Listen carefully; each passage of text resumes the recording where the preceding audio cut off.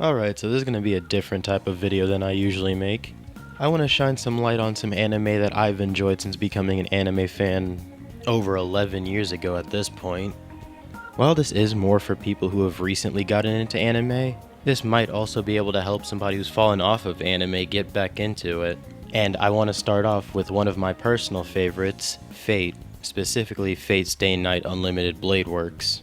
The anime was made by the same people who made Demon Slayer, so if that was your way into anime, and you kind of stayed around those types of anime, this might be an easy way to get into actual good quality anime. The characters are really well written. The characters that you're supposed to like all have a pretty good amount of depth to them. The personal conflicts are great even if you're just taking Fate Stay Night Unlimited Blade Works.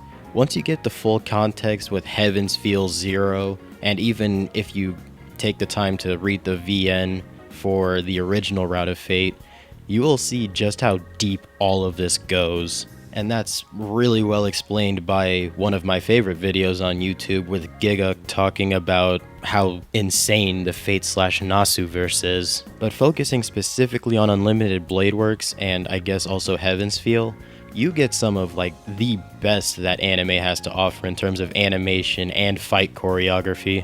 There is a reason that Unlimited Blade Works gets called Unlimited Budget Works. Without spoiling anything, this is pretty much as deep as I can go, but once you do get around to watching it, you should check out the second video I made on this channel. Moving on to the next series that I want to talk about, Chivalry of a Failed Knight is a really good series that also has one of my biggest gripes with all anime that have it, that being authors giving weird romantic tension between siblings. Like, why the hell do you do that? Thankfully, in this case, it's just one-sided and it gets brushed off pretty easily. Other than that, the characters are really well written. There's good representation if that's something that you are interested in your anime. There is a romance that has actual progression in it, where they get together pretty early on in the series. There is some top-tier fight choreography in this series, and there are multiple art styles that are really well implemented in my opinion. There are excellent character moments between the main character and the main female character. And my favorite single strike clash in all of anime happens in this series. So if you can look past the glaring flaw that thankfully gets thrown out pretty quickly, this is actually like a really solid anime. Next up, another one of my favorites, The Melancholy of Haruhi Suzumiya. I really like this anime. It also happens to be the second anime that I watched when I got really heavily into anime. But even taking that and putting it aside, the characters are really well handled in this series.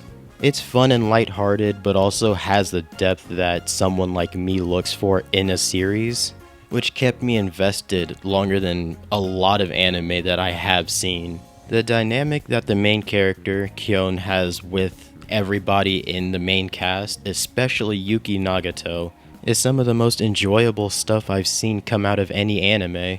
At least amongst the stuff that I've seen, and I have watched hundreds of anime. Something I really appreciated about this series is that while it didn't take itself super seriously all the time, it was able to get really intense and make people feel the stress that these characters were going through at times. And a lot of that is owed to the perspective that the series gives us, that being we are directly following the main character.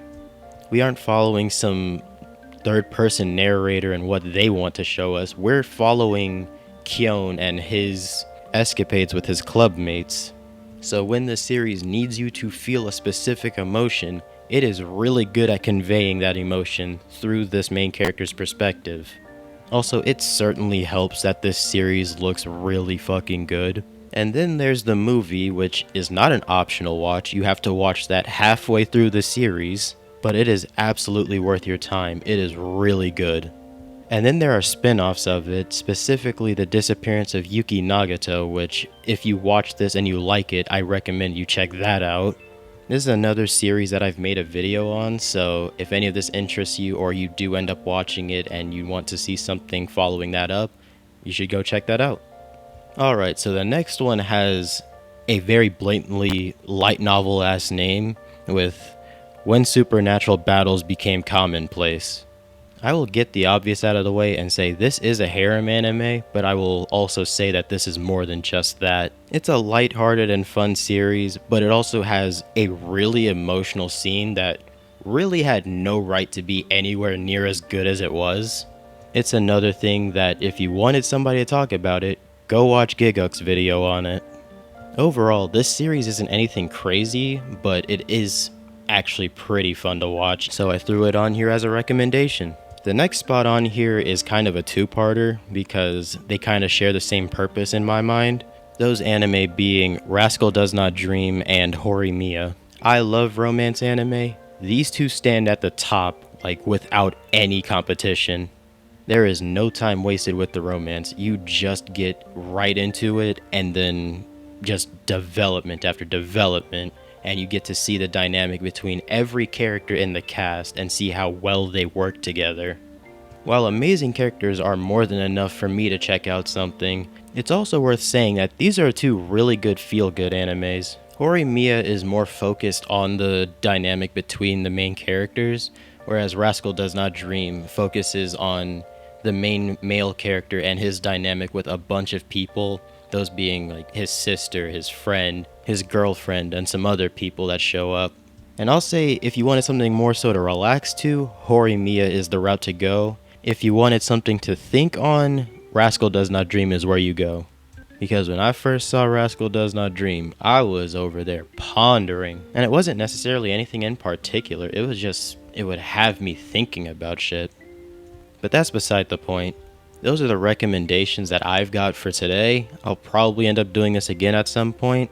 If you do end up checking out any of them, or if you have seen them and you have thoughts on them, I'm very interested in seeing what you have to say.